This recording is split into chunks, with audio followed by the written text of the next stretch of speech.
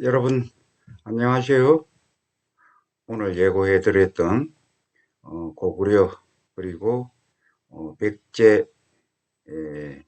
도성과 관방유적 그리고 취락 등 생활 문화상에 대한 내용을 미리 좀 강의 교재를 통해서 공부를 해 봤겠죠.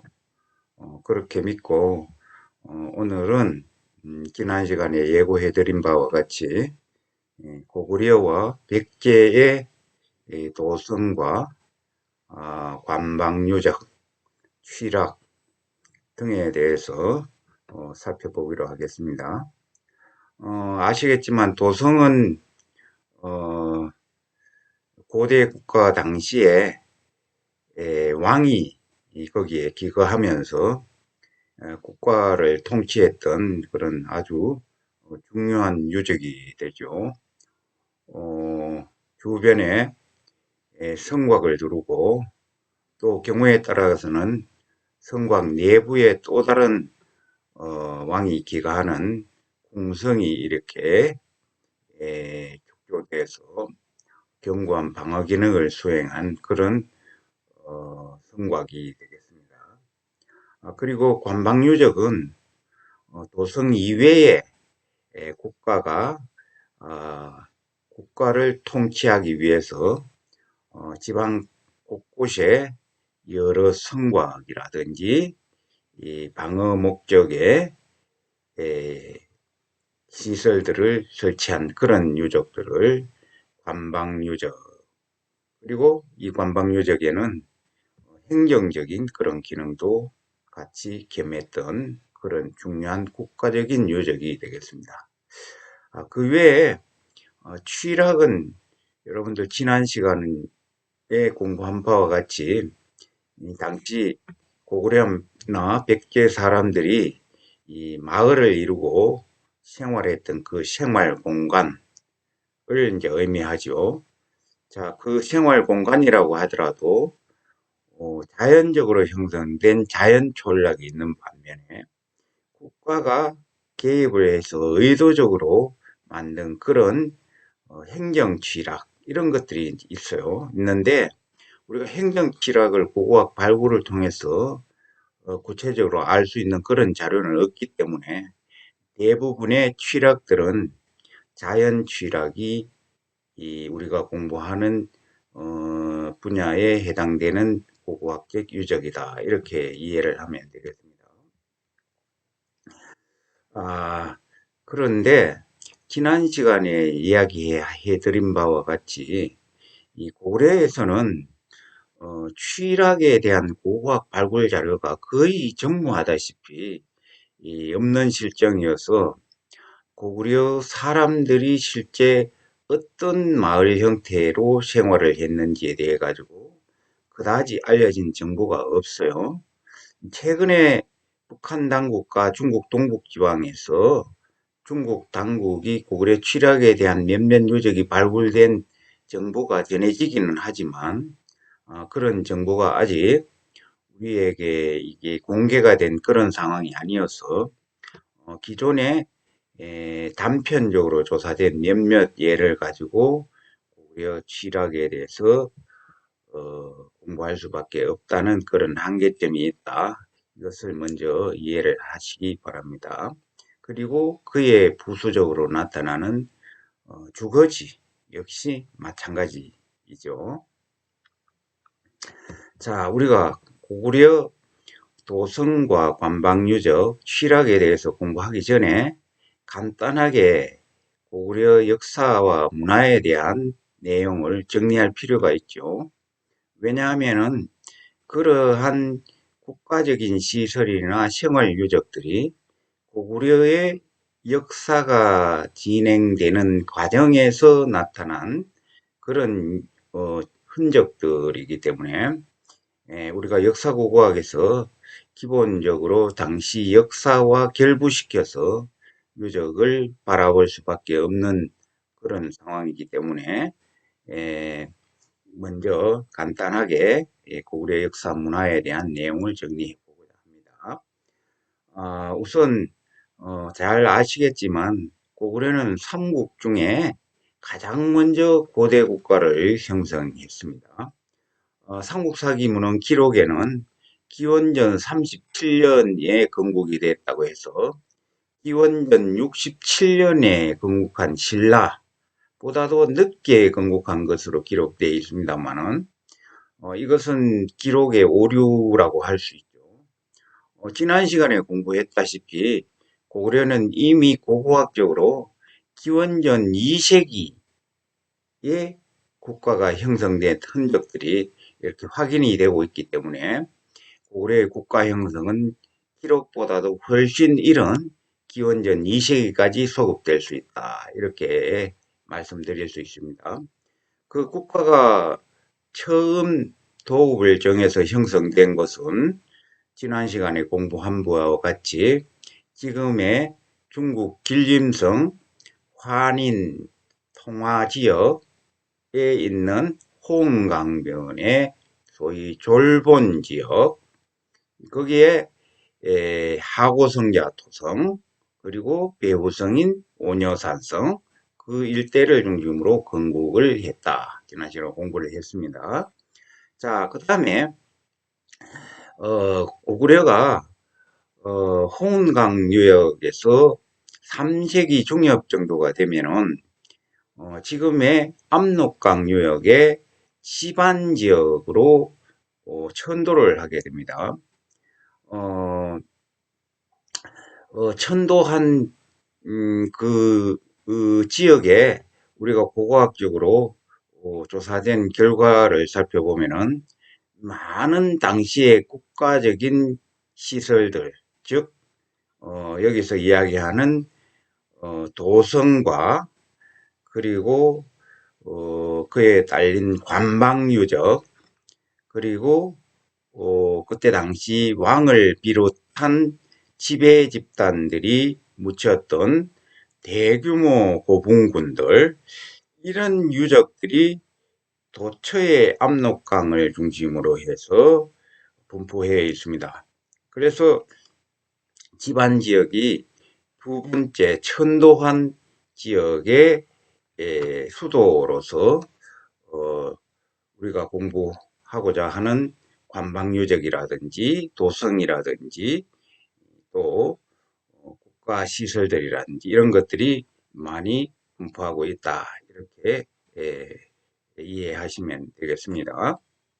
그 다음에 고구려는 여러분들이 잘 아시다시피 우리 역사상에 최대 판도를 구가했던 그런 강력한 국가였죠. 그래서 지금의 만주 일대에서부터 한반도 중부 지역에 걸쳐서 한때 넓은 영토를 확보를 했죠. 그 흔적으로서 지금 이야기하는 이 넓은 공간에 각종의 고구려 유적들이 산포하고 있고, 그 유적에서는 당시 고구려 사람들이 사용했던 톡이라든지 철기라든지 이런 유물들이 많이 출토가 되고 있습니다. 자, 그 다음에 집안에서 도읍을 정해서 주로 만주 일대의 중국 동북지방으로 영토를 넓게 확정을 했던 시기가 집안 도읍기였다면 그 이후 427년에 장수왕이 남진 정책을 추진하고자 평양으로 천도를 하게 되죠. 이 평양으로 천도하고 난 다음에는 주로 이전까지 좀 등한시했던 중국이나 서역 지역 등과 적극적으로 교류를 합니다. 그래서 이전 시기에 비해서 훨씬 더 수준 높은 고구려 문화를 발전시킬 수 있었죠. 자, 그런데 그 이전에 장수왕 이전에 그 아버지가 여러분들이 잘 아는 광개토대왕이죠. 이 광개토대왕은 잘 알다시피 이 고구려 영토를 최대로 확장시킨 그런 강력한 왕권을 이룬 왕이었죠. 그리고 이때 당시에 이제 고구려의 왕이 천하를 소위 지배한다는 그런 천하관에 의해서 왕을 태왕이라고 명명을 하고 고구려 국력을 대내외적으로 과시하고자 했던 그런 고구려의 최전성기였다. 이렇게 말씀드릴 수 있습니다. 자, 그 다음에 평양 도읍기가 끝나고 고구려는 한때 남쪽으로 한반도 중부에 거의 대전 지역 일대까지 세력을 넓힌 그런 때도 있었습니다만은 고구려 지배층 내에서 귀족들이 할거해서 연립정치를 하고 왕권 쟁탈전이 심화돼서 결국 왕권이 약화됨에 따라 가지고 멸망의 길로 긋게 되지요. 그리고 거기에다가 이제 새로 신라가 급속히 성장 발전을 해서 국력이 크게 신장이 됨에 따라서 신라의 위협에서 위협에 시달리는 그런 상황을 맞이하게 돼서 결국은 어, 나중에 신라와 당나라 연합군에 의해서 668년에 이렇게 멸망을 하게 되는 거죠. 자, 그런데 그 이전에 여러분들이 잘 알다시피 고구려가 이, 이 인구나 또는 군사력에 있어서 중국에 비할 바가 못됐지만 고구려 사람들의 강인한 어떤 투쟁력, 또 그리고 전략 전술, 그리고 우리가 공부하고자 하는 잘 갖추어진 이런 관방시설 이런 걸 통해 가지고 여러분들이 잘 아는 수나라, 당나라와의 잦은 침략에 대응을 해서 끝까지 잘 항전을 했죠. 잘 아시겠지만 수나라, 당나라 그때 대군은 30만 이상, 고구려가 5만 정도도 안 됐어요. 또는 130만, 뭐 이런 거대한 군대에 맞서서 이 정도까지 버텨낼 수 있었던 것도 고구려의 국력이 얼마나 강고했다는 것을 우리가 이제 짐작을 할 수가 있다. 자, 그래서 앞에 설명드린 그런 고구려의 역사 과정에서 각 도읍지를 중심으로 관방유적인 산성이라든지 고분군 그리고 지배 집단이 기거하면서 국가를 통치했던 도성유적들 이런 것들이 중국 동북지방에서 한반도 중부지방에 이르기까지 곳곳에 이렇게 산재하고 있습니다. 우리가 살펴보고자 하는 것은 바로 그런 내용들이 되겠죠. 자, 그래서 우리가 흔히 고고학적으로 나타나는 고구려의 대표적인 문화라고 하면은 앞에서 설명한 산성, 즉 관방유적. 그 중에 특히 고구려 석성이 우리가 눈에 띄는 고고학 자료라고 이제 할 수 있고, 또 적석청을 비롯해 가지고 봉토분, 석실봉토분, 그리고 그 내부의 벽화고분 이런 것들이 고구려 고고학을 특징 지우는 아주 중요한 현상이다. 이렇게 이제 설명을 할 수 있습니다. 자, 그 중에 우리가 공부하는 것은 고분이나 벽화고분은 다음에 무덤을 공부할 때 별도로 다룰 예정이니까 오늘은 고구려 도성과 관방유적 그리고 취락과 주거지 여기에 대해서만 공부하도록 하겠습니다. 자, 지난 시간에 초기 고구려의 취락을 공부할 때 언급을 했습니다만 고구려는 세 번에 걸쳐서 도읍을 정했던 그런 지역에 따라서 도성이 세 곳에 이렇게 자리 잡고 있습니다. 초기에 고구려가 건국을 했던 당시에는 평지성인 하고성자 토성과 그 배후성인 오녀산성이 짝해서 이성체제로 어, 어, 운영되었다고 지난번에 설명을 드렸습니다. 하고성자 토성은 문헌기록에 나오는 졸본성의 비정이 되고 오녀산성은 홀성골성으로 이제 비정이 되고 있습니다. 자, 그 다음에 3세기 중엽 정도에 국내성으로 지금의 이제 지방 지역이죠. 도읍을 천도를 하면서 국내성 지역에는 압록강변에 퉁구천이라고 하는 그 하천을 끼고 평지성인 국내성과 그 배후성인 환도산성이 약 2.5km 정도 거리를 두고 쌍으로 배치가 되어서 역시 이성체제로 운영이 되었습니다. 자, 그런데 국내성 도읍기로 천도하고 난 다음에는 각 지방에 주로 중국 동북지방 일대를 중심으로 많은 관방유적인 산성들이 대거 축조가 됩니다. 대규모, 중규모, 소규모의 산성들이 축조가 되는데 국내성 도읍을 중심으로 4중, 5중의 방어망을 첩첩히 해서 국가를 방어하고자 했던 그런 관방시설이 되죠.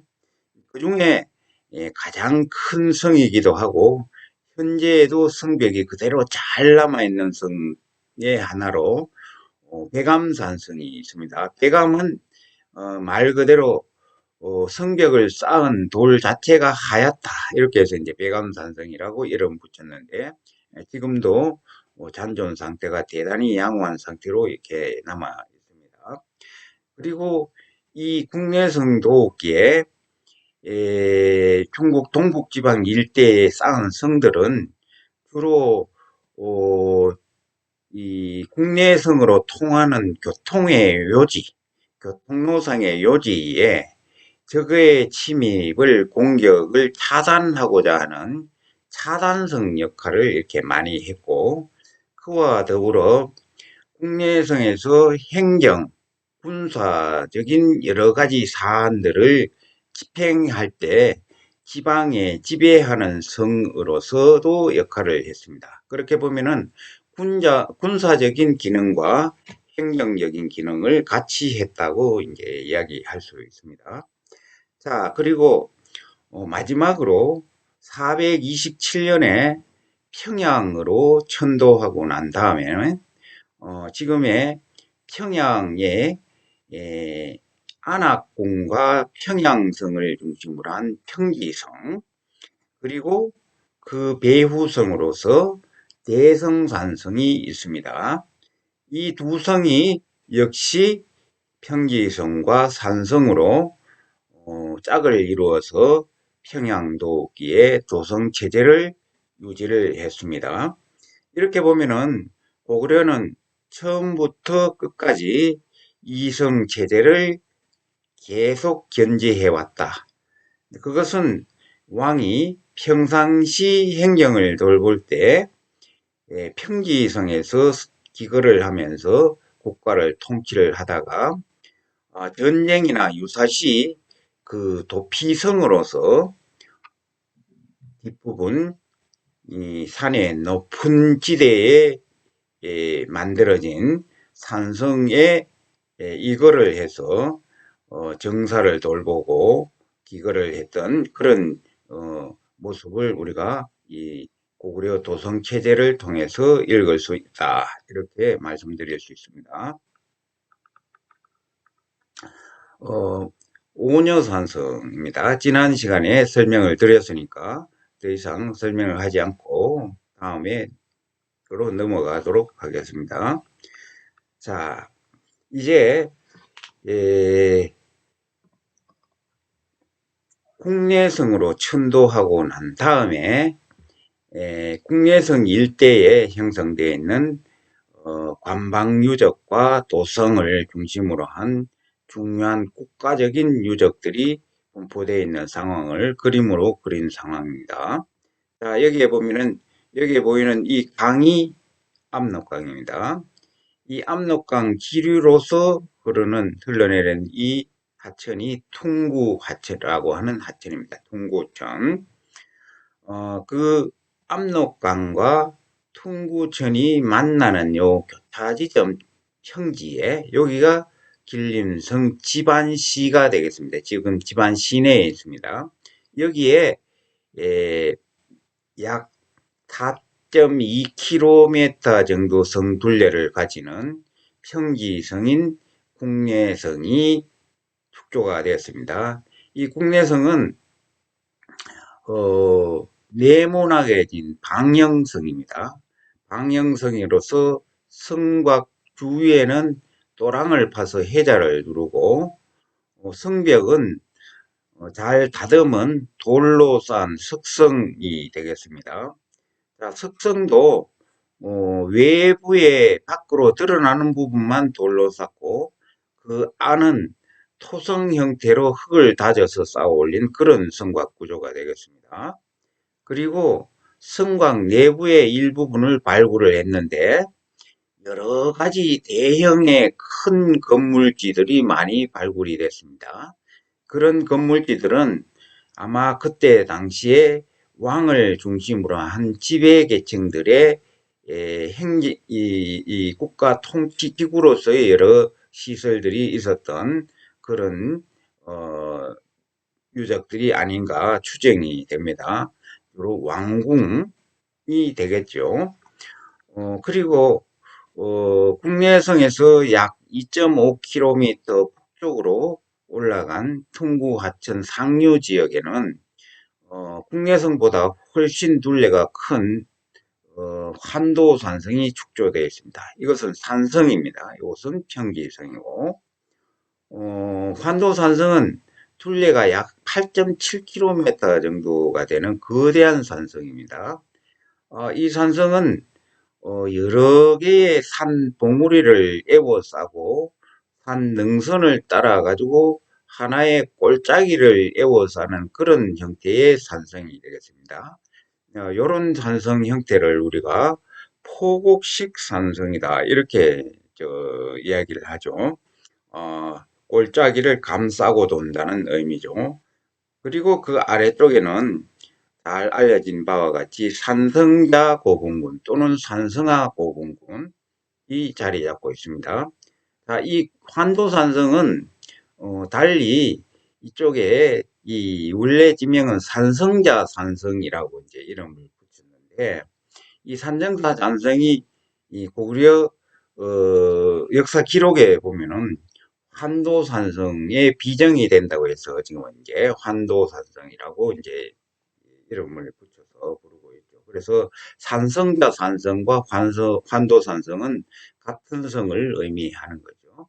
자, 그리고 성 내부를 발굴을 했는데 일부분을 내부에 에, 이 장대지 그러니까 멀리 이 조망하는 이 장대지 시설이라든지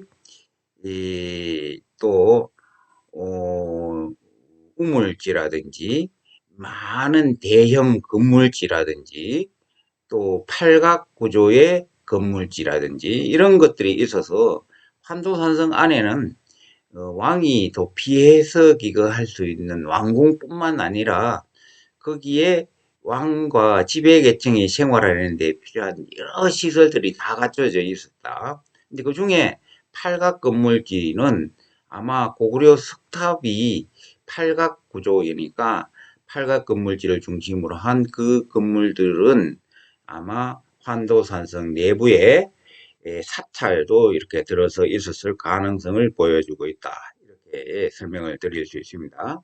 자, 그리고 국내성에서 약 500m 정도 동북쪽으로 떨어져서는 이 정도의 부분에 해당이 되겠네요. 즉, 국내성과 고구려 최고의 지배계층의 무덤군이라고 할 수 있는 우산하 고분군 그 사이에 나중에 설명드릴 동계자 유적이라고 하는 건물지 유적이 발굴이 됐어요.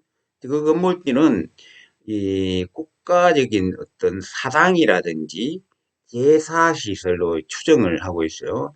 그것은 국내성이라고 하는 도성과 도성 외부에 성문을 나와서 왕을 중심으로 한 현대 조상의 무덤들이 지배자의 무덤들이 있는 그 사이에 위치해서 조상 제사라든지 또는 국가적으로 중요한 어떤 그런 제사를 했던 그런 사당 그 중에서도 무덤과 관련시키면은 시조묘 이런 또는 종묘시설 이런 사당이었을 가능성이 이제 점쳐지고 있어요. 자, 그리고 고구려 최고 지배층의 고분군이 바로 이쪽에 광개토대왕릉의 무덤이라고 추정되는 태왕릉이라든지 여러분들이 잘 아는 장군총이라든지 이런 거대한 무덤들이 이 고분군을 이루고 있으면서 우산이라고 하는 그 아래쪽에 분포하고 있다. 그래서 우산하 고분군이다. 이렇게 이제 이야기를 하고 있어요. 자, 그리고 동북쪽으로 압록강을 따라 쭉 거슬러 올라가면은 우리가 잘 아는 하해방 고분군, 더 올라가면은 장천 고분군, 요 고분군들은 이 국내성 중심부의 고분군들보다는 시기가 조금 늦은 그런 시기에 형성이 됐던 고분군이 되겠습니다. 그리고 퉁구청과 압록강을 중심으로 해서 그 서쪽에는 칠성상 고분군, 만보정 고분군, 마성구 고분군 이런 고분군들이 이제 밀집이 되어 있고 각 고분군에는 천추총이라든지 서대묘라든지 무덤 이름입니다. 그리고 태왕릉이라든지 장군총이라든지 이런 거대한 초대형 적석총들이 이 무덤을 대표하는 그런 형태로 자리를 잡고 있어요. 그래서 고구려가 건국을 해서 각 지방에 다섯 개의 부족이 합쳐서 국가를 이루었다고 해서 오부 체제로 운영이 됐다고 그러죠. 자, 그 오부의 집단의 각 무덤들이 국내성을 중심으로 도성 주변에 배치됐던 게 아닌가 이렇게 추정하기도 해요. 그러나 그것은 정확하게 밝혀진 내용을 아니니까 참고로 알아두시면 될 것 같습니다. 자, 그 다음에 평양으로 이제 천도를 하게 되죠. 427년에 장수왕이 이제 아버지 광개토대왕이 중국 동북지방의 만주 일대에 최대한의 영토를 이제 넓히고 난 다음에 그 다음에 더 이상 중국 동북 쪽으로는 영토 확장이 어렵고 그런 상황에서 이제 남쪽으로 눈을 돌리게 되는 거죠. 남쪽에 백제와 신라, 가야 이 지역을 소위 이 지역으로 이제 세력을 넓혀서 우리가 지배 영역을 확장하고자 하는 그런 내용에서 강력한 남진 정책을 추진하고자 하는 의지의 표명으로 평양으로 도를 옮기게 됩니다. 자, 지금 여기에 보이는 그림이 이 평양 일대에 만들어져 있는 고구려의 도성입니다. 고구려 후기의 도성이죠. 여기에 보이는 요 그림 도면이 안악궁이라고 하는 고구려 당시의 왕이 정사를 돌보면서 기거했던 궁성이 되겠습니다. 왕성, 궁성이 되고 그리고 그 옆에 그 안악궁을 에워싸듯이 주변에 청양성이 임진강을 끼고 이렇게 배치가 되어 있죠. 자, 그리고 그 북쪽에 배후성으로서 역시 성이 축조가 되어 있습니다. 거대한 성입니다. 잘 알려져 있는 대성산성이라고 하는 성이 되겠습니다. 자, 이 대성산성 역시 7개의 봉우리와 능선을 에워싸고 있는 포곡식의 거대한 산성입니다. 산성 둘레는 약 8km 이상 정도 되는 거대한 성이 되고, 그 내부의 일부를 발굴을 했는데 각종 우물지라든지 대형의 초석 건물지라든지 이런 여러 가지 시설과 성벽, 그리고 장대 시설, 또 보호 시설인 여장, 성문지 이런 것들이 이제 다 발굴이 돼서 고구려 평양도기에 배후산성으로서 중요한 기능을 했음을 우리가 고고학적으로 이제 확인을 할 수 있다. 이렇게 보면 되겠습니다. 결국은 대성산성도 안악궁을 중심으로 한 평지성의 유사시 도피성 역할을 했으니까 평지성에 있는 이 궁성 구조가 거의 안악궁 내부에도 그대로 만들어졌다고 이해하면 되겠습니다. 자, 그러나 우리가 이것을 전면 발굴을 하지 않은 상태이기 때문에 그런 정확한 구조는 확인은 할 수가 없다. 이렇게 말씀을 드릴 수 있습니다. 그리고 안악궁과 대성산성 일대에 여기에 보이는 점점이 이렇게 점이 찍혀 있는 이런 것들이 바로 그때 당시에 지배계층이 묻혔던 고분군이 되겠습니다. 대성산성 고분군. 이로 주로 흔히 이름 붙여져 있는 그런 부분이 되겠습니다. 자, 그 다음에 안악궁에서 약간 오른쪽에 여기 보면 대동강변에 평양성이 축조가 되어 있습니다. 평양성은 나중에 기록에 의하면은 처음부터 평양성이 함께 축조된 게 아니라 안악궁이 있는 이 성벽을 확장하는 그런 과정에서 평양성이 축조된 것으로 이제 이해가 되고 있습니다. 이 평양성 일대를 이렇게 발굴을 한 결과 여기에 보이다시피 이 여러 구획이 이렇게 갖추어진 소위 이방제라고 하죠. 또는 조방제. 구획을 도로를 중심으로 해서 여러 구획을 바둑판 모양으로 나누어서 그 바둑판 내에 여러 단위의 어떤 시설들을 이제 배치를 시키는 거죠. 자, 오늘날 도시계획과 거의 흡사한 그런 구조가 평양성에 적용이 됐다. 이렇게 이제 설명을 드릴 수 있습니다.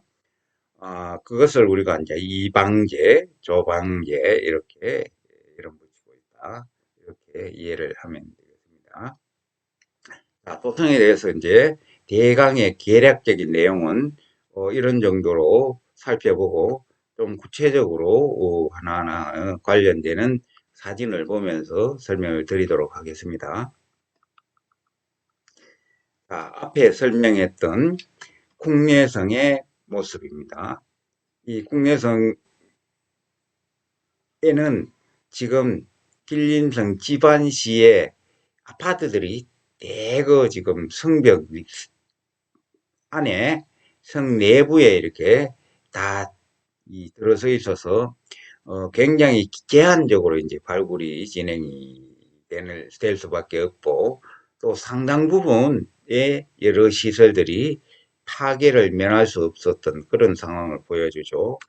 다행히 성벽은 피해서 이렇게, 그때 당시에도 이제 성벽이 이렇게 남아 있었으니까 성벽을 피해서 시설, 이 아파트라든지 이렇게 이제 들어와 있으니까 성벽은 비교적 잘 남아 있습니다.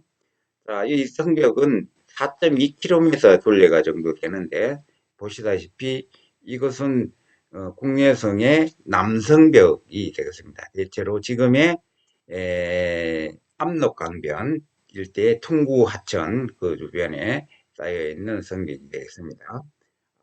설명했지만 외부는 잘 다듬은 돌을 쌓아서 석축 성벽으로 쌓고 그 내부는 토성 형태의 토루를 쌓아서 흙으로 다져서 성벽을 구축한 그런 게 있습니다.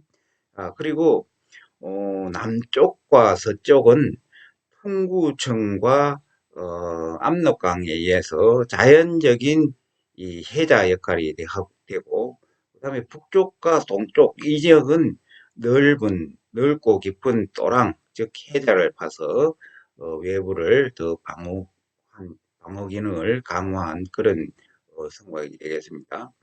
국내성 내부에서 여러 발굴이 부분적으로 이루어졌는데 크고 작은 초석 건물질이라든지 기상 건물질 이런 것들이 확인이 돼서 실제 왕궁과 관련되는 이 시설들이 들어서 있었음을 우리가 확인을 할 수 있습니다.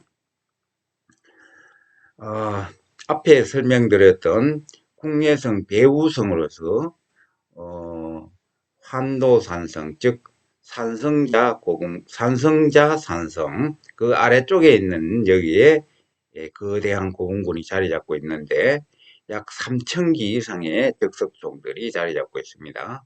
그래서 산성자 산성 그리고 또는 환도산성 이렇게 이제 이름 붙이고 있죠.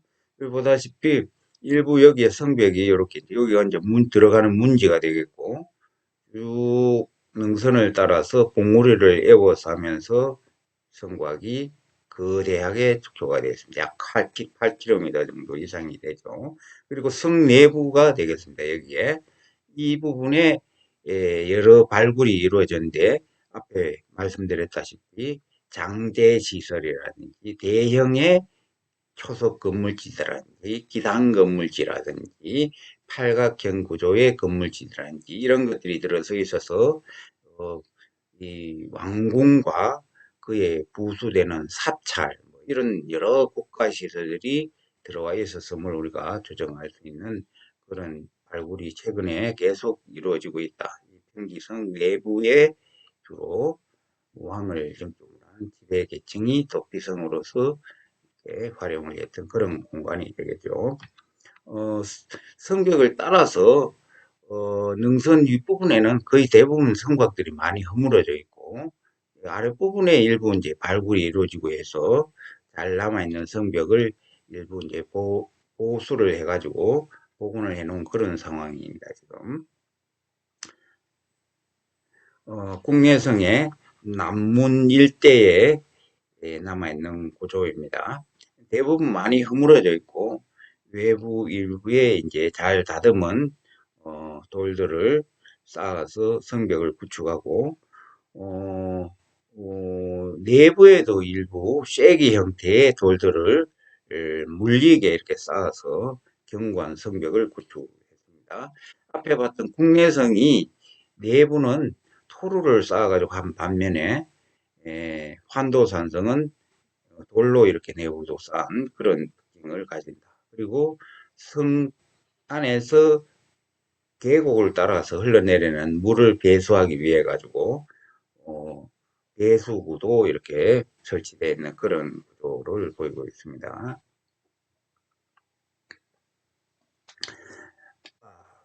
앞에 설명했다시피 이것은 중국의 길림성에 있는 백암산성입니다. 백암산 사진 상태가 조금 흐립니다만은 지금도 이 백암산성은 앞에 가면은 거의 압도당할 정도로 높은 성벽을 이렇게 가지고 있습니다. 대체로 한 13m 정도 성벽 높이가 부분 남아 있는데 많이 허물어져 있지만 견고하게 남아 있는 성을 볼 수가 있습니다. 여기 보다시피 내부 외부 모두 돌로 쌓아서 성벽을 만들고 그 성벽 내부에는 쐐기돌 형태로 서로 엇물리게 해가지고 무너지지 않도록 견고하게 쌓은 그런 성이 되겠습니다. 그리고 보다시피 성에서 요소에 치를 만들어 가지고 방어 기능을 강화하고 외부 조망을 보다 효율적으로 할 수 있는 그런 시설들도 만들고 성 내부에서 부분 많은 건물지 흔적들도 확인이 되고 당시 사용했던 고구려 토기들도 많이 채집이 되고 있습니다. 역시 여기에도 장대 시설이라든지 여러 시설들이 이제 있고, 백암성에서 문헌 기록에 의하면 많은 전투들이 이제 벌어지고, 그 과정에서 성벽이 많이 허물어지거나 이런 과정을 거치면서 보수한 흔적들도 여러 차례 확인이 되고 있습니다.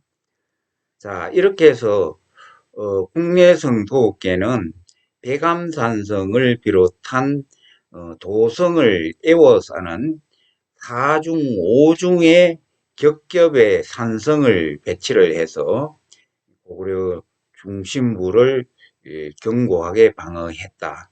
그래서 산성의 나라 고구려, 결국 중국이 그 대군으로도 고구려를 감히 제압하지 못한 이유가 이렇게 도성과 지방의 탄성, 즉 관방시설이 유기적으로 잘 짜여져서 시스템화돼서 운영되었기 때문에 낼 수 있었다. 이렇게 말씀드릴 수 있습니다. 자, 앞에 설명드렸던 대성산성의 성벽 모습입니다.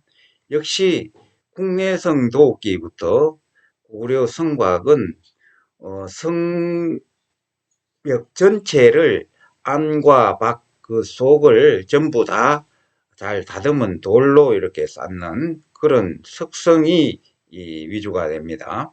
자, 이 석성을 고구려 석성의 특징은 여기에 보다시피 아랫단에서부터 점차 안으로 조금씩 조금씩 이렇게 들여 쌓아서 성벽이 쉽게 무너지지 않도록 하는 그런 특징이 있습니다. 신라나 백제성을 보면은 이렇게 비스듬하게 위로 경사진다고 하더라도 턱을 줘가지고 이렇게 쌓아 올라오는 그런 방법이 아닌데, 고구려는 이렇게 들여 쌓는 그런 수법이 고구려 성벽의 특징이라고 할 수 있습니다. 자, 여기에 보다시피 밖에서 보면 잘 다듬은 직사각형 또는 네모난 돌이지만 속으로 들어가면은 쐐기 모양으로 길쭉길쭉하게 박혀서 내부에 짓누르고 있는 겹겹이 얽어 매듯이 짓누르고 있는 성벽 돌에 의해서 물려서 성벽이 쉽게 넘어지지 않는 그런 과학적인 방법으로 성벽을 이제 축조를 했다. 이런 특징을 보이는 것이 바로 고구려 성곽의 특징이다. 이렇게 설명을 드릴 수 있습니다.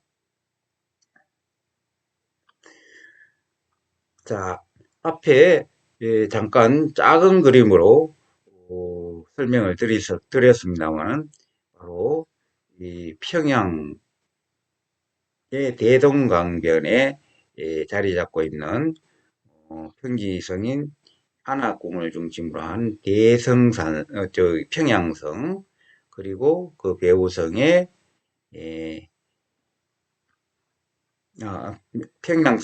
평양성과 그 배후성인 대성산성을 배치 관계를 보여주고 있습니다. 그리고 그 옆에는 아까 말씀드렸다시피 그때 당시에 지배계층의 많은 고분군들이 이렇게 자리 잡고 있는 그런 구조를 보입니다. 이제 결국은 고구려는 초기, 그리고 국내성 도읍기, 평양성 도읍기, 할 것 없이 도읍이 이 초기 고구려에서는 혼강이라고 하는 큰 하천을 끼고 거기에 하고성자 평지성, 그 다음에 오녀산성 배우성, 그리고 그 주변 일대에 큰 고분군들, 고령묘자촌 고분, 뭐 여러 가지 고분들이 있죠. 또 그 다음에 국내성 도읍계도 역시 마찬가지죠.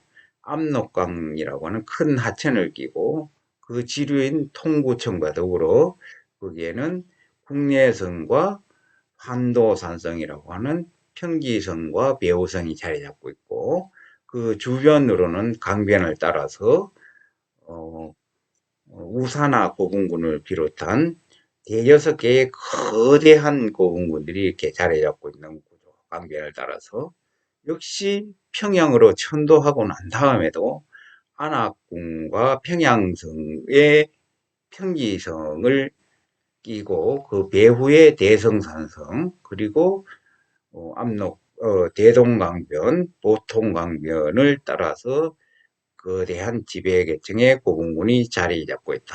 이런 구조가 패턴화된 형태가 바로 고구려의 도성체제였다. 이렇게 정리를 할 수 있습니다. 자, 앞에 설명드렸던 안악궁의 발굴 결과를 가지고 복원한 그림입니다.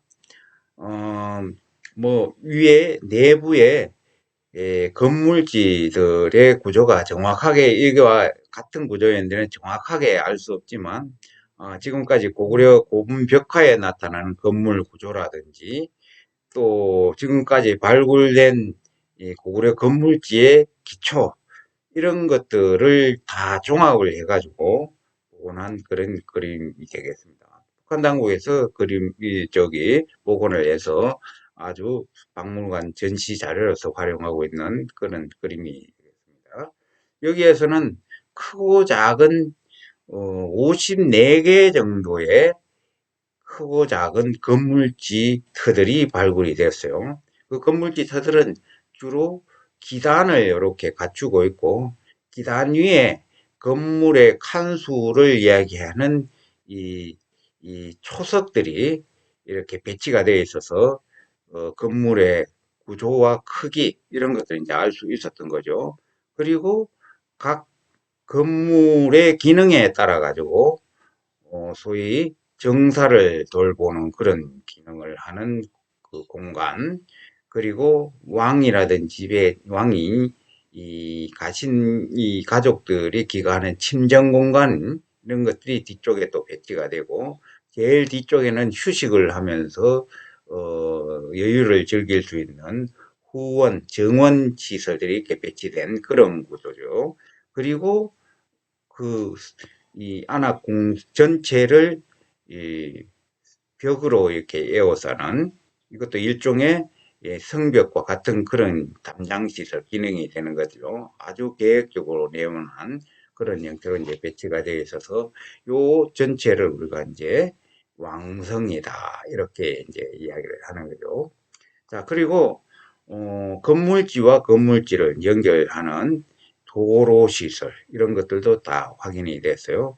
역시 이 평양성의 아까 그림을 보면서 도로구역에 의해 가지고 이방제가 이제 실시됐다. 이방제에 의한 이 도성 계획이 이루어졌다. 이렇게 말씀을 드렸지만 안악궁성 내부에도 도로 배치에 의해 가지고 각 건물의 기능에 따라 가지고 건물이 들어설 구역을 배치를 하고 그 구역에 맞게 건물을 배치한 그런 구조가 되겠습니다.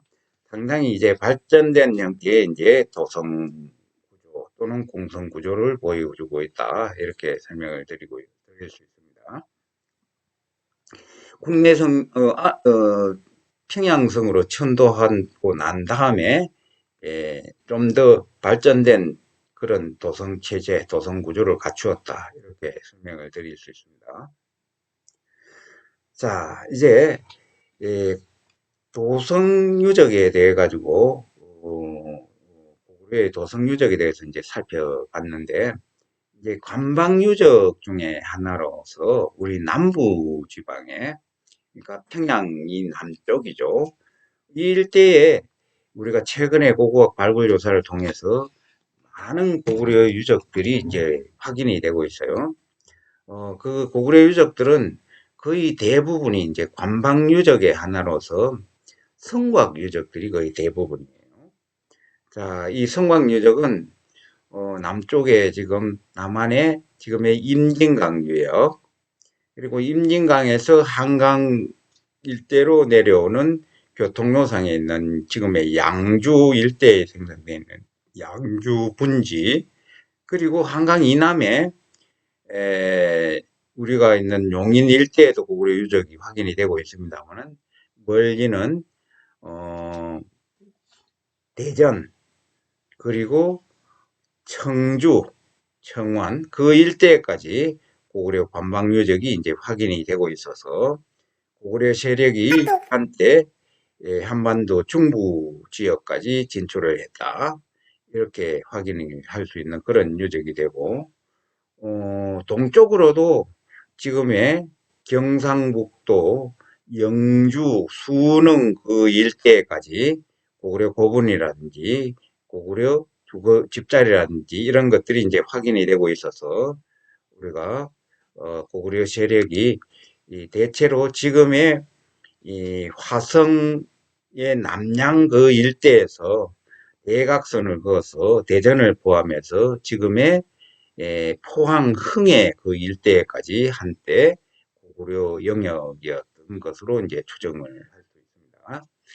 자, 그 대표적인 이 고구려 관방유적으로서 우리가 살고 있는 이 한강유역 일대에 서울의 구이동 보루유적, 그리고 서울의 아차산 일대에 있는 많은 보루성들, 공연봉 포함해서 이런 것들이 이제 여기 배치되어 있고, 또 임진강 유역에서는 호로고로성을 비롯해 가지고 칠중성 뭐 이런 많은 성들이 이 임진강 구간에 이렇게 이제 배치되어 있습니다. 자, 그리고 남쪽으로는 아까 말씀드렸다시피 청주 청원의 남성골성, 그다음에 대전의 월평산성 이런 데서 이제 고구려 성곽이 확인이 되고, 최근에는 경기도 안성의 도기동 토성이라고 하는 성곽이 발굴이 됐는데 그 역시도 고구려 성곽으로 확인이 되고 있습니다. 그리고 동쪽으로는 고구려가 진출해서 신라 지역으로 진출해서 지배했다는 것을 직접적으로 보여주는 충주의 중원 고구려비가 세워져 있죠. 그 일대까지 이 고구려가 진출했던 그런 흔적들을 확인을 할 수 있습니다. 자, 앞에 설명드린 한강유역 일대, 한강 하류가 되죠. 서울 일대, 아차산성 일대에 확인되는 보루 성곽들을 그래픽화해서 보여주는 그런 그림이 되겠습니다. 남쪽에 보이는 것이 백제의 풍납토성, 그리고 몽촌토성이 되고, 그 북쪽에 그와 대척해서 대응을 해서 많은 보루성들이 능선을 따라 가지고 쭉 배치가 되어 있습니다. 이 보루성은 크다고 하더라도 1km가 넘지 않는 작은 성곽들입니다. 이것은 기동성이 대단히 뛰어난 그런 관방시설이 되겠죠. 자, 앞쪽에서 1차 방어를 하고 여기에 보루성에 주둔했던 병력은 요즘에 일개 중대 정도 병력 정도 되는 그런 군사들이 여기에 지키면서 방어를 했던 그런 모습들이 아차산성이라든지 여러 발굴을 통해서 이제 확인을 되고 있어요.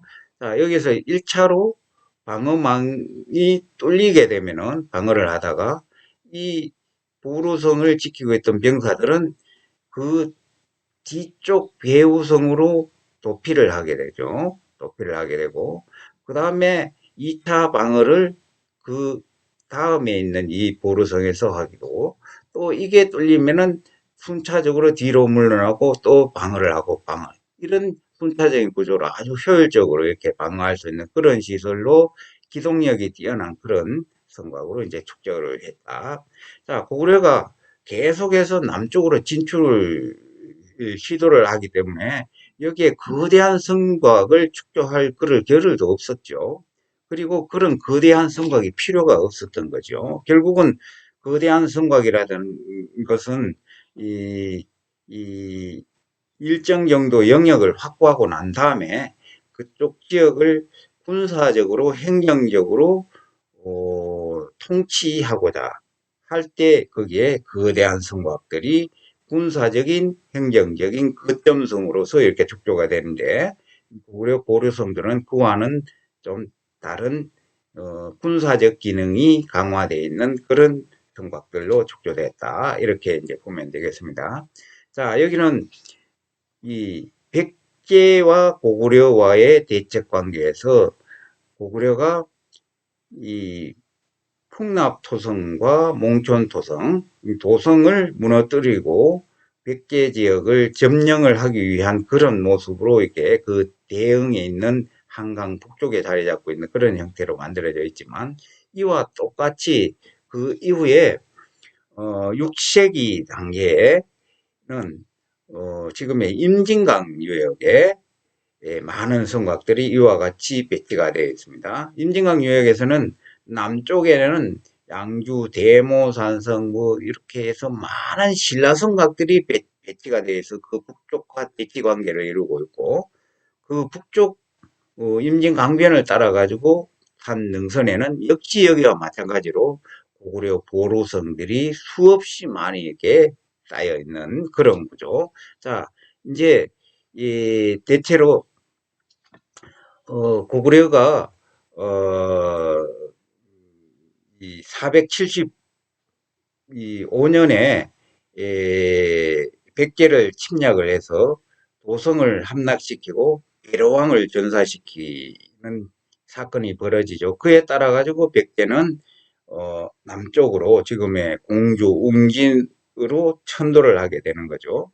자, 그 과정에서 이 보루성 일대에 미리 이제 고구려가 운거하고 있는 그런 상황의 모습을 이제 우리가 확인을 할 수 있죠. 자, 그런 상황에서 고구려의 도성이 함락되고 고구려 지배 세력이 공주 지역까지 천도하게 됨에 따라 가지고 고구려는 세력을 남쪽으로 계속 확장을 해서 앞에 설명드렸던 청주의 남성골성, 대전의 월평산성, 안성의 도기동 토성, 그리고 세종의 나성리 토성, 이런 성곽들을 보루성 형태로 쌓아서 방어망을 구축을 했겠죠. 자, 그러나 그 지배는 오래가지는 못했다.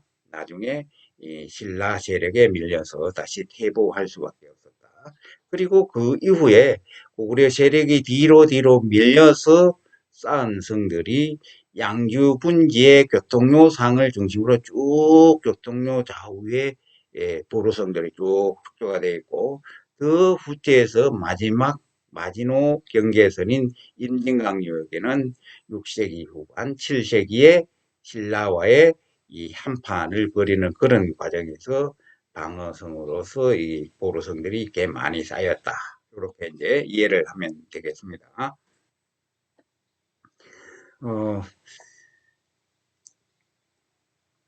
압차산성 제4보루 유적을 발굴한 결과를 도면화시킨 그림이에요. 자, 여기에 성벽이 이렇게 쌓여 있고, 밖으로 조망하고 방어력을 높일 수 있는 치 시설이 만들어져 있고, 여기도 치가 있죠. 그리고 성 내부로 들어오는 이 문지 시설이 들어있고, 그 내부에는 담장으로 들은 여러 시설들이 요소에 이렇게 배치가 되어 있었어요. 그리고 군사들이 기거하는 막사에는 이런 구들 온돌 시설도 설치를 하고 해서 난방 기능도 겸비해서 막사 시설 같은 그런 구조로 확인이 되고 있습니다. 그리고 막사 외에 지역에는 일정 부분에 무기를 이렇게 비치를 해두고 전쟁에 대비했던 그런 모습들도 이제 확인이 되고 있습니다. 이 보루성 안에서 제일 중요한 게 바로 여기에 이제 파여 있는 이런 물을 가둬들어서 식수를 하거나 이런 저수 시설들, 그리고 창고 시설들, 이런 여러 시설들이 하나의 보루성 단위를 이루면서 이렇게 확인이 되고 있다. 아차산 제4보루 유적은 아차산 보루 유적 중에서도 가장 규모가 큰 다른 보루성에 비해 가지고 두세 배 정도 더 큰 그런 보루성 중에서도 거점성이었다. 그러니까 이제 이쪽 지역에서 이쪽 아차선 제4보루가 중심이 돼서 거기에서 여러 군사의 이 배치라든지 또 군수품의 조달이라든지 또 군사 행정적 역할 기능 이런 것들을 이제 여기에서 주로 했다. 그 외에 작은 보루성들은 앞에 설명했다시피 말 그대로 군사적 기능이 강한 그런 치고 빠지는 그런 성곽으로서 기능을 했다. 이렇게 이제 이해를 하면 되겠습니다. 자, 앞에 왔던 거를 위에 상부 구조까지 넣어서 이렇게 복원을 한 그림입니다. 참고해 주시고요. 윗부분은 앞에 설명드렸던 집안도기의 대성산성입니다. 설명을 했으니까 아래쪽은 최근에 발굴된 아타산성 아래 일대에 있는 그 홍련봉이라고 하는 그 보루성입니다. 이 보루성은 성벽이 이렇게 둥글게 이렇게 만들어져 있습니다.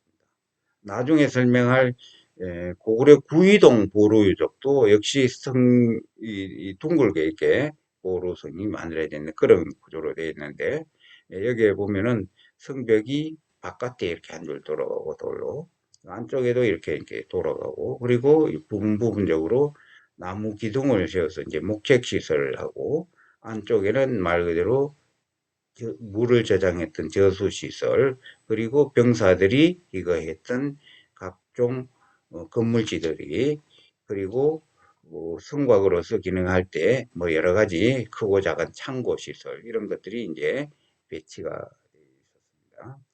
특징적인 것은 건물지들을 에워싸는 그런 담장이 돌로 이렇게 이제 축조되어 있다는 거죠.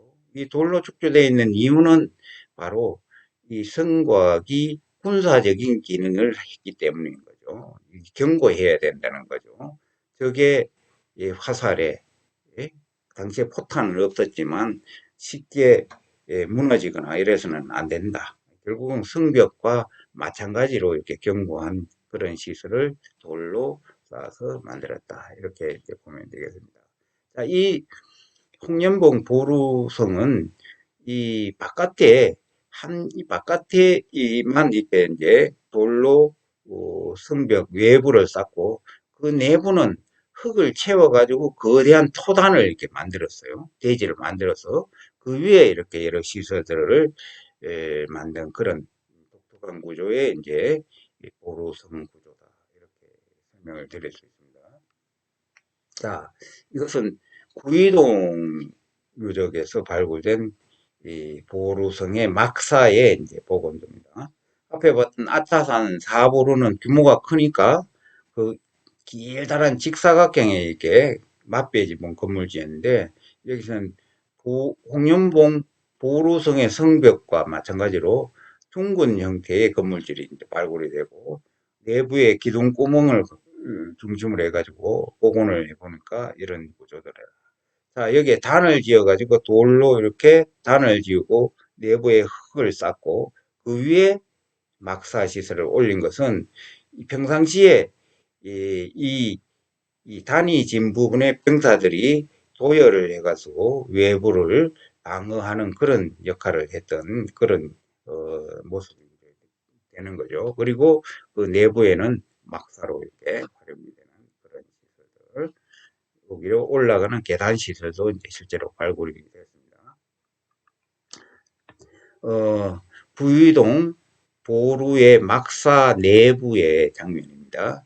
보시다시피 병사들이 일개, 중대, 소대 정도 되는 병사들이 사용하는 창이라든지 각종 무기들이 이렇게 배치가 되어 있고 그네들이 이 살아 때 사용하는 여러 가지 이 용기들, 토기들 취사하거나 저장했던 용기들이 있고 내부를 데웠던 난방시설인 구들이 이렇게 쭉 이제 빠져나오고 내부의 가운데는 또 물을 저장하는 물 저장 시설 이런 여러 가지 것들이 이제 확인이 되고 있습니다. 이 도면은 앞에서 국내성으로 천도하고 난 다음에 국내성과 고구려 최고 지배자의 고분군인 우사나 고분군 그 사이에 국내성에서 동북쪽으로 약 500m 떨어져서 거대한 건물지 유적이 발굴이 됐는데 그 건물지가 소재한 마을 이름이 동대자라 그래서 동대자 유적이다 이렇게 이야기를 하는데 여기에 보다시피 이 건물지 말고도 다른 건물지들이 주변에 더 배치가 되어 있었는데 제일 중심 건물지를 보여주는 거예요. 자, 이 중심 건물지는 여기에 보다시피 이것도 이제 작은 돌들을 이렇게 쭉 열을 지어 가지고 이렇게 기초를 다져서 요거를 이제 줄기초라고 그래요. 줄기초를 놓고 거기에 기둥을 세울 초석들을 또 다시 쭉 같은 간격으로 빽빽하게 이제 배치를 했어요.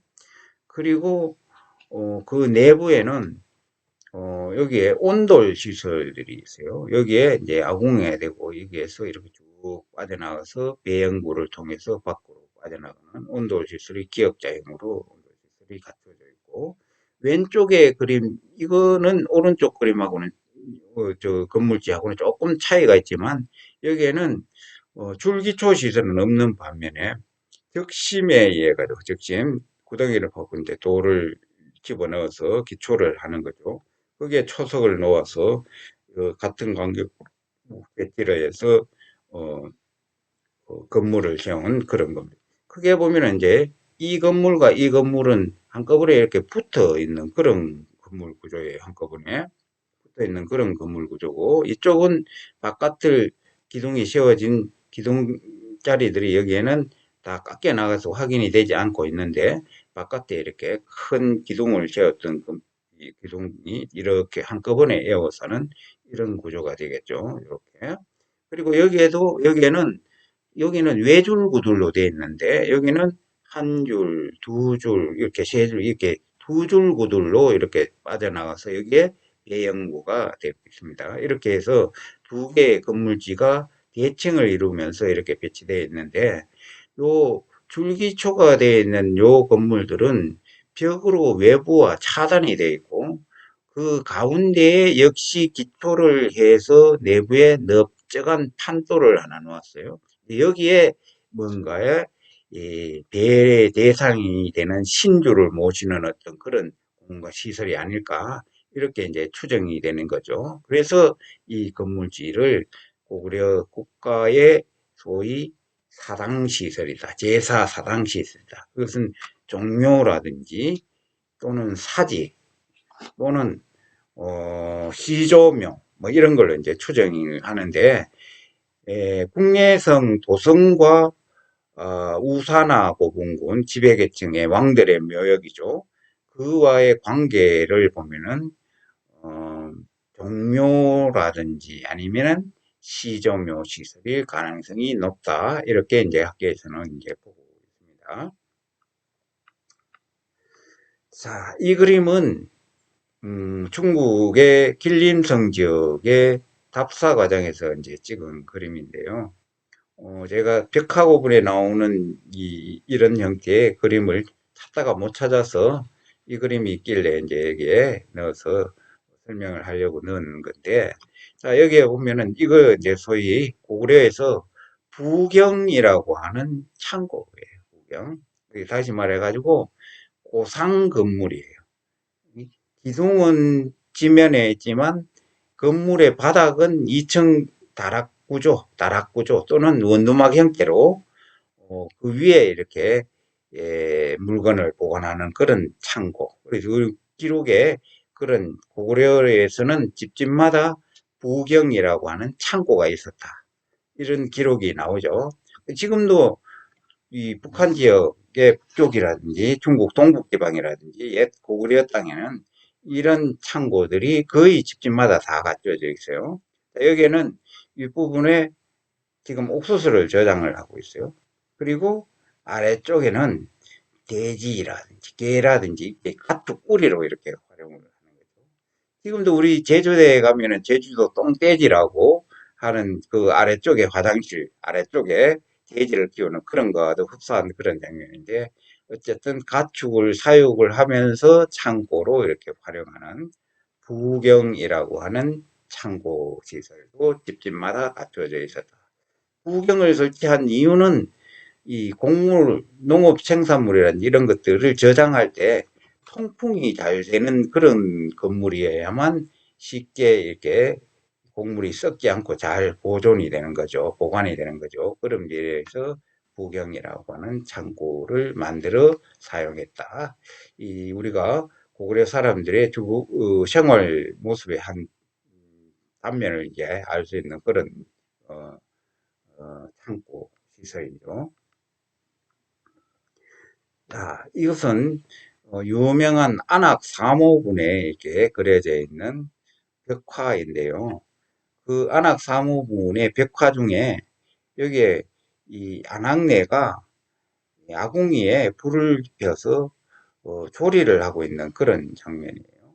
여기에 시루를 올리고 밑에 솥을 걸어서 조리를 하는 그런 장면인데 실제로 우리가 앞에 봤던 아차산 보루 유적에서 밑에 쇠소재 구멍이 바닥에 뚫려 있는 시루 이런 조리 기구가 아, 뚜막에 걸려진 상태로 이렇게 확인이 되어 있어요. 그래서 이제 고구려 사람들은 대체로 물론 귀족이나 왕들의 생활 공간의 모습이겠지만 대체로 이런 치사 생활을 했다 이렇게 볼 수가 있습니다. 밑에 그림은 고구려 고분에서 부정품으로 출토된 뚜막 부뚜막이에요, 부뚜막. 실제로 상당히 큰 부뚜막, 사용을 할 수도 있는 그런 부뚜막인데, 쇠로 만들었어요. 여기 아궁이가 있고, 여기 솥줄 걸 수 있는 공간이 있고, 아궁이에 불을 지피게 되면 옆으로 빠져나와서 여기에 연통을 통해서 배연구로 빠져나가는 그런 그림이 되겠습니다. 자, 여기도 보면은 그 그림이 지금 표현은 안 되어 있지만, 여기에서 들어가 가지고, 여기에 보면은 안으로 해서 연통으로 이렇게 빠져나가는 그런 구조의 그림과 닮아 있다. 그렇게 보시면 되겠습니다. 자, 앞에 설명했던 집안도기의 환더산성 내부에서 발굴된 대규모 초석 건물집입니다. 이때 당시는 아직 초석 자체를 우리가 이 사찰이라든지 이런 데 가서 보듯이 잘 다듬어서 만든 그런 초석이 아니고 일반 자연석을 이렇게 넓적한 것들을 건물지 칸수에 맞춰 가지고 이렇게 배치된 그런 형태입니다. 이런 것들이 이제 고구려 국내성 도끼의 환더산성 도피성의 지배계층의 어떤 생활 공간, 거주지 또는 뭐 일부는 더 큰 건물들은 왕궁 이런 여러 가지 것들이 시설됐다 이렇게 이제 보면 되겠습니다. 앞에 그림이 넘어갔네요. 자, 앞에 설명한 아차산 제4보루에서 발굴된 집수시설입니다. 구덩이를 파고 그 벽을 약 50cm, 1m 정도로 단단한 황토와 뻘흙으로 다져서 넣고 그 내부에는 나무로 목곽을 짜가지고 그 내부에 물을 저장한 그런 식수 제공 공간이 됩니다. 성곽에서 가장 중요한 시설이 바로 이제 물을 저장하는 그런 공간이 집수시설이 되겠죠. 자, 이상 여러분들 부족한 그런 자료를 가지고 고구려의 도성 구조와 도성 체제 그리고 지방의 관방시설 그리고 관방시설의 중심인 이 고구려 산성의 구조 그리고 그 내부에서 발굴된 단편적인 건물지 이런 거를 통해서 고구려 사람들의 생활 모습을 살펴봤습니다. 지금 살펴본 내용들은 대체로 고구려 지배계층의 유적에서 확인된 것들이기 때문에 일반 고구려 사람들의 생활과는 다소 차이가 있겠습니다만은 그렇다고 하더라도 아마 고구려 사람들은 그 규모가 작고 이랬지 형태는 거의 유사한 그런 형태로 생활하지 않았을까 이렇게 추정을 하죠. 지난 시간에 잠깐 설명을 했습니다만은 북한의 자강도 시중군 노남리 유적이라고 하는 곳에서 어, 땅을 파고 만든 수열 주거지, 움집 구조의 주거지가 발굴이 되는데 그 주거지는 네모나게 움을 파고 그 한쪽 벽을 따라 가지고 돌로 네 줄 구두를 설치해서 난방 시설을 한 그런 구조의 집자리들이 몇 기가 발굴이 됐어요. 자, 그리고 거기에 덧붙여서 같은 자강도 토성리 유적이라고 하는 유적도 발굴이 됐는데 그 유적에서도 역시 한 줄 또는 두 줄 구들이 설치되어 있는 네모난 움집이 확인이 되어 있어서 고구려 사람들의 취락을 구성하는 집자리 구조는 그와 같은 구조가 일반적이었다. 그리고 지배계층의 생활 공간에서는 주로 돌로 이렇게 기단을 설치한 지상 건물 이런 것들이 생활 공간으로 가옥으로 활용이 됐다. 이렇게 이제 정리를 할 수 있겠습니다.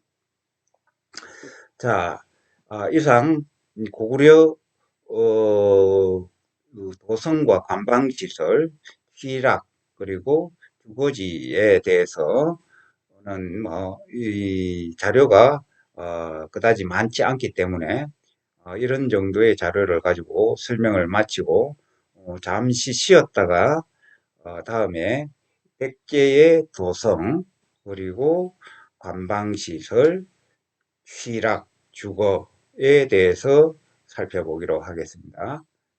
잠시 쉬었다 하죠. 수고했습니다.